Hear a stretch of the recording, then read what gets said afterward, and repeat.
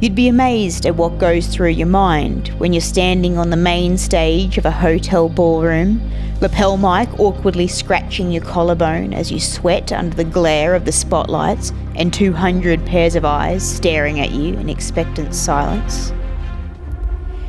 It was the final day of the annual conference, and guests from all over Queensland, the Northern Territory, Papua New Guinea and Fiji had gathered for the main event, the International Speech Contest. The contest that could lead the winner to being crowned the world champion of public speaking.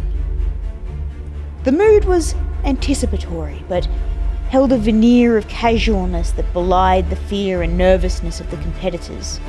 Not least myself, the youngest competitor by far, who'd made it through several rounds of competition through sheer luck and tenacity. I'd always been bright, but by my own estimation, unremarkable. Not so much hiding my light under a bushel as having hidden the entire bushel and then completely forgetting where I'd left it. Growing up a shy, introverted child, nose always in a book, no one would have been likely to expect that I'd find myself in this position. Now that I was, I couldn't quite believe it.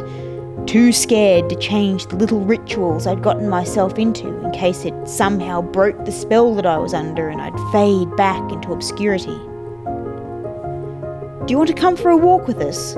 my mother had asked the previous afternoon. "You've been practicing for so long and the fresh air would really do you good." I couldn't leave the hotel room to gallivant around like a tourist. I couldn't mess this up.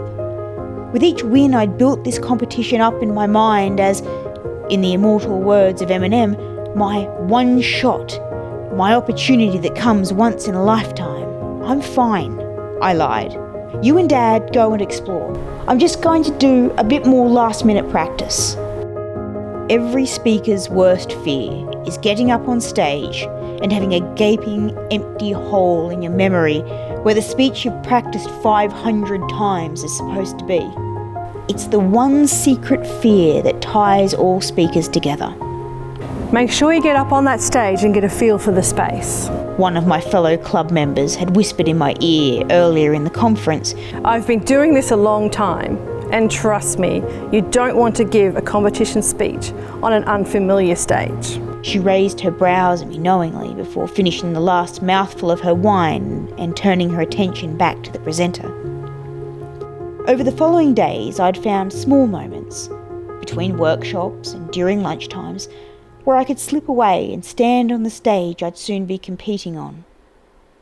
Standing alone in that cavernous room, where each footstep echoed off the high ceiling, I tried to imagine how I'd feel if the vacant chairs were instead filled with hundreds of silent people, their eyes fixed intently on mine. It's never quite the same.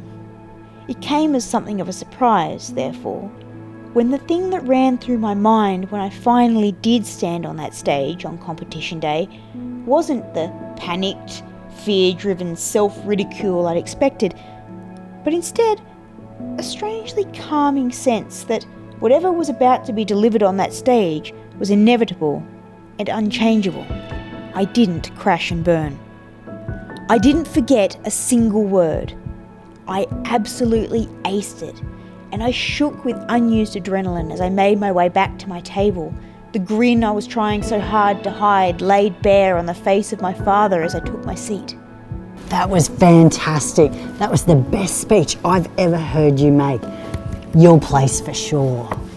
Perhaps I should have been a little more circumspect. Perhaps I should have listened to my mother when she told me not to get my hopes too high. Just in case. Nevertheless, as we waited with bated breath for the announcement of the third, second and finally first place winners, it became heartbreakingly clear that my name was not on the list. I was crushed.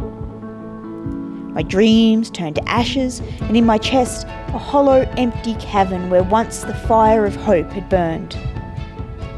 It took an achingly long time, some tears, a glass of wine, and the comforting arms of my mother, before I could look back on my failure and see it for what it really was, a victory. My speech truly had been the best speech I'd ever delivered, But sometimes other people are just better than you. And that's something to be admired and to emulate, not to be envious of.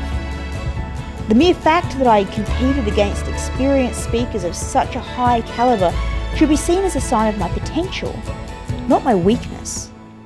As I left Cairns to head home, I didn't have the trophy I thought I'd needed, but instead I took with me something far more valuable: the knowledge that my journey was only beginning.